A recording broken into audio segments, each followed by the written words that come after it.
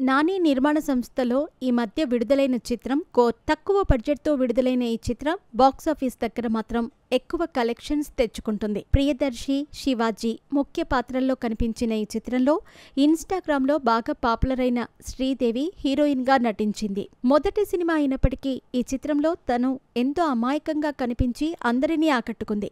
శ్రీదేవికి తప్పకుండా టాలీవుడ్లో మంచి ఫ్యూచర్ ఉంటుంది అంటున్నారు అందరూ. ఇంతలా మెప్పించిన ఈ హీరోయిన్ ప్రస్తుతం చేసిన కొన్ని వ్యాఖ్యలు అందరినీ ఆశ్చర్యపరిచాయి. ఈ మధ్య ఈ సినిమా ప్రమోషన్స్లో భాగంగా ఒక ఇంటర్వ్యూలో మాట్లాడుతూ తనకి తెలుగు హీరోల్లో పవన్ కళ్యాణ్ అంటే చాలా ఇష్టమని చెప్పిన ఈ అమ్మడు ఆయనకు ఓటు మాత్రం వేయలేకపోయిందట. పవన్ కళ్యాణ్ని సినిమాల పరంగా అలాగే రాజకీయాల పరంగా ఎంతో ఇష్టపడతానని, అయినా కానీ తనకి వయస్సు సరిపోక ఓటు హక్కు రాలేదని, అందుకే పవన్ కళ్యాణ్కి ఓటు వేయలేదని చెప్పుకొచ్చింది.